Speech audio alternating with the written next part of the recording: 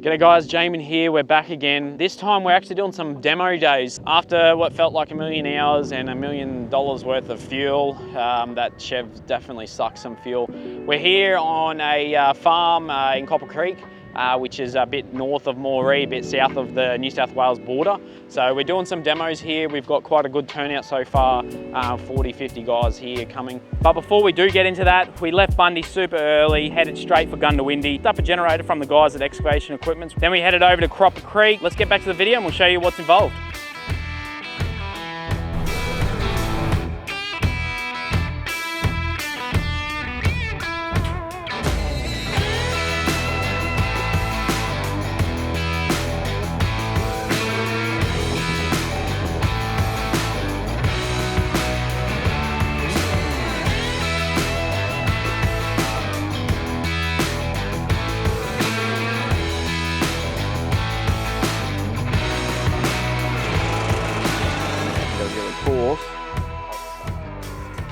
Tie that rope on that drone up there, and then also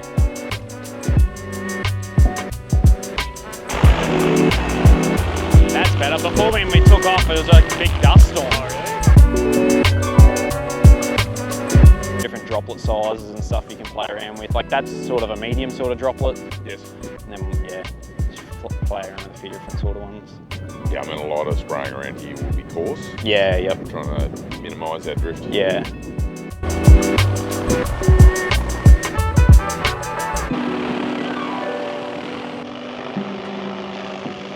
Spreading, all that sort of stuff. So yeah, come along, see how we do it, see how we do a demo day. So we've got 3 drones out here today. We've got the spreader set up with the 115 litre tank, the 80 litre tank on the sprayer, and then also the lifting drone as well. So drop the height if I want, yeah. So if I, at the moment it's at 3.5 meters, so I can drop it down to, 2.5. But I would normally keep it at least, 3 meters if you have undulating country. You don't want to be running into something real, like a steep real curve. Isn't enough time to pull up and down. So yeah, that's a really coarse droplet. And you can see it's a very short swath.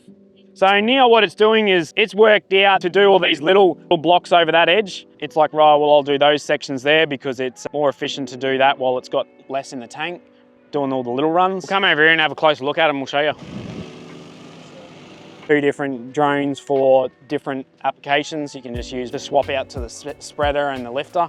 So yeah, they're very easy to swap on and off. There's all your radar up the front here, constantly spinning to get your heights and obstacles and everything like that. AI markets obstacles and stuff like that. They fold up as well, so you can go put them in the back of your ute so that each arm unclips. You can get a 4-nozzle system as well. So for your higher rates, yeah, you probably wouldn't use it too much in this sort of scenario.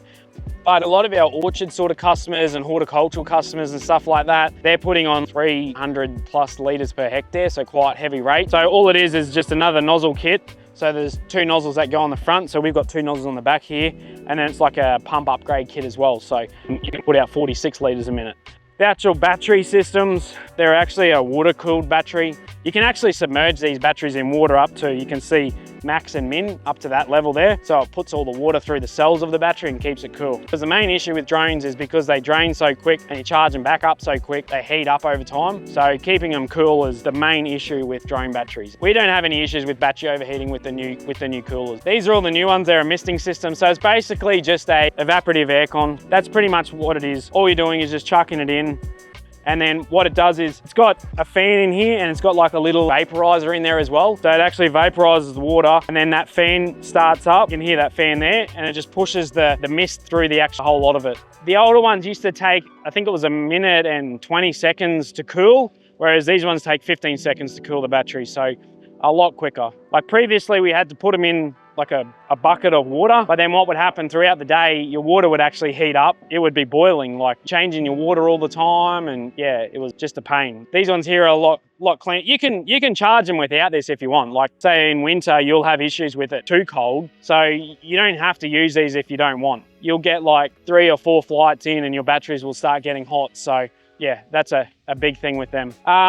The actual charging situation, these are just the two 15 amp plugs here. So these are the two chargers, two battery drone. So you have two chargers. This one here is just running a basic single charger. You can also now get a piggyback system. So what it is two of these sit like that, and then two of these cables go into one battery, double charges one battery, if that makes sense. Pumps a lot of juice into one battery. That is way quicker, but the problem is you need double size generator. Currently, we're using two chargers here, which most guides get away with. I would recommend probably 3 chargers and 6 batteries, but we say allow for 4,000 watts each charger. We've got a 25 kVA generator here. Just run 2 drones off this. But if you want to run electric batching tank or something like that, that's where you might need like a 30 kVA. We have a few customers that run 40, 50 kVA generators, and they run 3 drones, electric batching tanks and everything like that. Diesel, yeah, these things are cheap as now. There is also another option as well. A lot of our smaller customers are now adding a power bank. So we've got a few of them in our other trucks. All it is a big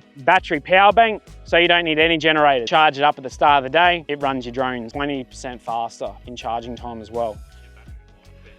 Most of ours have 2,000 cycles on them, 2-3 years. The good thing with XAG as well is we still have batteries from 6 years ago in the old drones that still work in these new drones. So like these are a 14 cell, like the other ones are 13s or 12 cells, but you just can't lift as much. The main issue people when they run into batteries is when they don't use them. Leave them in the shed for 6 months and they haven't charged them in 6 months, they get them out, throw a fault code or something. Normally we say to people, chuck it up on your workshop bench and then every now and then just plug it in, charge it up. We'll go over to the spreader here and then I'll show you the lifter and then we'll do some mapping and I'll show you the actual controller and stuff like that.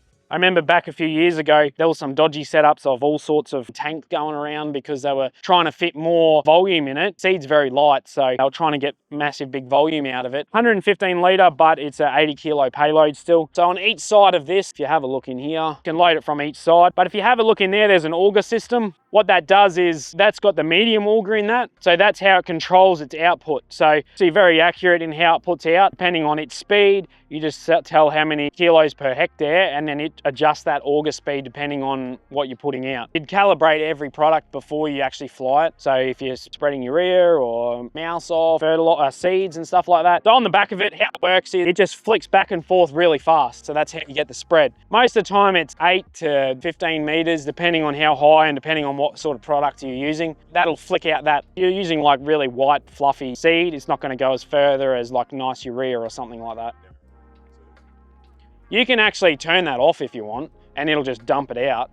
Like some guys use it for fertilizing strip down an orchard, follow the trees, and it'll just drop it straight out underneath the trees. A few different ways you can do it. So these new ones actually have like a live, all they do is they calculate how much power they're using. And so it could be out like a few kilos. If it's windy, a gust comes or something like that, it'll change depending on what you're doing. So you wouldn't be putting out hundreds of tons, some of your fertilizing applications, but your lighter rates, like we do have some customers that have like semi-trailers and they have like a full-on train trucks that drop them in, drop it out, and they have 3 drones flying it and they can put like a ton an hour each drone out. You can put out some bigger things as well. So that's your 1500 microns, and then we can go down to, 500, 400, yeah, keep going down to, a 70, 60 micron. So yeah, you can adjust it depending on what sort of application you're doing. Might get you to come over here, and then you can have a look at the controller, because I know a lot of guys want to see how it maps out and everything like that. So there's a few different ways we can map out. So we're going to map that block over there, map out like a section over there of the boundary. So I could just go on the actual satellite map here and I could mark it out if I wanted to. We all know what satellites are like. Sometimes it might be 5 years old and you might not even have that field there currently. But if I wanted to be more accurate, I would just fly the boundary and then that way I know exactly that that boundary is correct. What I'm going to do here, I'm going to fly the boundary. I'll show you the AR. It AIs the obstacles as well. So those trees over there, for instance, it'll use its radar on the front to AI it. It's actually AIing all the people here as well. It's showing little people symbols. So I'm going to take off here. I'm going to go over here and map this block. So like I said, come and have a look at the actual screen if you want. Going to start here at this field. I can move the camera up and down if I want. What I normally use lately is this new auto marking feature. So you turn that on and then it's just going to mark points as I fly around. You can see over here, down the bottom there, it's marking points. And so if I look at this tree here, if I get close, see how the boxes are starting to come up on the screen? So it's marked that as an obstacle. So if I go into here, you can see now that red mark is an obstacle. So that's the augmented reality. So it's marking that as we're flying. So if I'm spraying brush, I can fly the boundary. It knows where all the box trees are and then spray in between. You would map it out. Yep. People rely on the obstacle detection too much sometimes, and yeah, I wouldn't rely on it. Your car will automatically brake if something's in front of you, but you're not going to drive from speed. Yeah. That camera's a long way better than the 100, isn't it? Oh, yeah, night and day. It's marking those trees as I'm going past them. Yeah, so on this actual map down here, it's also adding them. So when I come up to these trees here, see how it's marked all them as obstacles? I can look at them too, and it's marked all them. So on the map down here, you can see they're all obstacles now. It will never fly. If you want to fly over it, it won't. You'll have to tell it to fly over it. The more you fly around that, the more we accurate. That's right. Where the obstacles Yep, are. exactly. I'm being very generous here. Normally I'd be going a bit closer, but So we'd want to be closer to the rest up to it. yeah, you could go. I would normally say like you would be, well, we're on the boundary there. So see that there? Where like I wouldn't go much closer than that because it's going to spray out there anyway. Yeah. How much more range is on that versus the 100? Well, I'll show you. We'll go out to 2K. Oh, so yeah, it's not like line of sight. No. So like say for instance, I don't know how much battery I got in this, but I do have some chemical in here.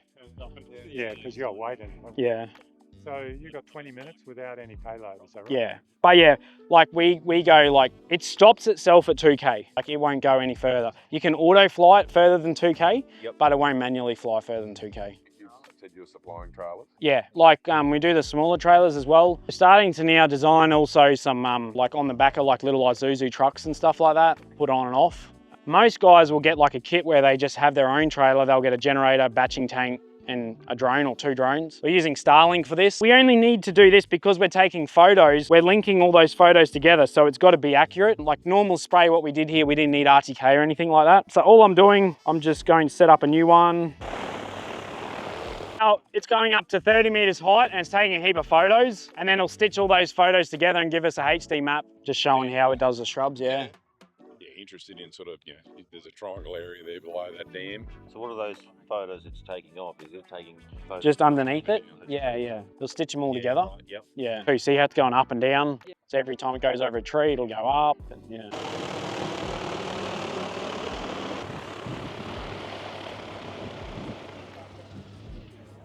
Lately, the only things you really need for spares is if we do crash. We normally say an inner arm. These have crush points. So the inner arm there, that smaller section where it's on the fuselage there on that side, that's a crush point. So if it does hit something, that will break. And it's a lot easier to fix that than the outer arm. So, and that's a lot cheaper. It's like $100. And then just like some props pretty much. The main things we see is the inner arm and prop. This will fly with half props too. Take it up and you can go for a fly. 50 litres per hectare. What that will do is if I'm manually flying, depending on how fast I'm flying, it'll adjust that rate. So if I slow down, it'll adjust it. Yeah. If I stop, the sprays will stop. A lot of guys use that when they're mapping out the boundary, they'll turn that on. So then they're doing a boundary map, you know, they're doing a headland spray while they're mapping. Right, so we're gonna shoot off from this farm now. We're gonna stop in on the way at excavation equipment. We'll meet you there. So guys, we're just loading up a few more generators here. We're heading back to Bundy tonight. Yeah, we've been working with these guys for quite a few years now, excavation equipment, picking up 2 of their generators here to go in some new packs. Great affordable generator, and yeah, we've had a really good run with them. We've just got 2 of the 25s here where we chuck it on this trailer while we're down here. Or you can add these to all the kits that when you buy a whole set. So great generators, we're real happy with them. Keep on heading back to Bundy there and we'll see you there. Still another, what, 6 hours, oh no, 5 hours from here really. 5 hours to go, probably another $5,000 of fuel on the Chev. We'll send it home. Right, that wraps up our demo day down to Goondiwindi. It was a very long drive, but hey, it was definitely worth it. Met some great guys. If you want to see something like this on your property, reach out to us. We'll come out to you, show you how it all works and everything like that. Once again, hit that like and subscribe button. I know we say it all the time. It does help us out as well for some of these videos. Thanks very much again for watching the video. We'll see you in the next one.